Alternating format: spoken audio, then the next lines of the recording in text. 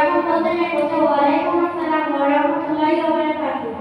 রাখো তো তোমার নসিহত, রাস্তাঘাটে তো মাস্টারি করতে হবে না, কিছু বলার থাকলে তাড়াতাড়ি বলো। হ্যাঁ, বলার জন্য তো দাঁড়িয়েছি। আচ্ছা সোনা, এত রোদে এগুলো বিঘাত করে তেল পানি নিয়ে আবার দেখছি কাজে দেখাচ্ছে গাই, এসব নিয়ে কোথায় চলে?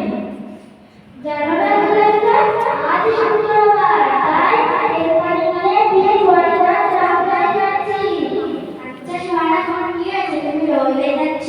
আমার শরীর খুব অসুস্থ, ভালো লাগতে হয় না, এত ডাক্তার করে নিয়ে গেলাম, তাও কিছু হচ্ছে না।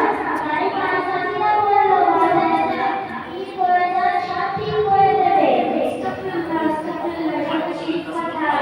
আল্লাহ পাক কোরআন পাকে স্পষ্ট জানিয়ে দিয়েছে, শিরককারীদের গোনা কখনো মাফ হয় না, তারা চিরস্থায়ী জাহান্নাম। আর তুমি সেই কাজ বারবার করছো। কোনো ঠিক খাবার এ ক্ষমতা নেই যে শরীরের রোগ ঠিক করে দেবে বা গরমে শক্তি এনে দেবে। আল্লাহর হুকুম ছাড়া কিছুই হয় না, তুমি পীরের উপর ভরসা করছো?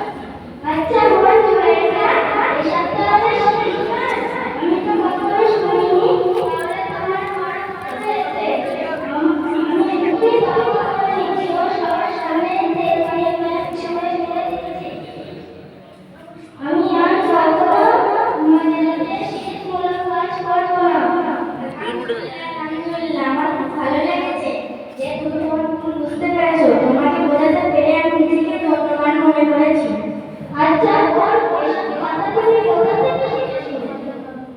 আমি স্কুলে পড়ার সাথে সাথে দেখি আব্বাজানের ইংলিশ ক্রিয়া মাদ্রাসায় গিয়ে পড়াশোনা করে এসব দিনের জ্ঞান উজ্জ্বল করেছি। ঠিক আছে বোন, কাল থেকে আমিও তোমার সঙ্গে মাদ্রাসায় গিয়ে পড়াশোনা করে দিনের শিক্ষায় শিক্ষিত হতে চাই।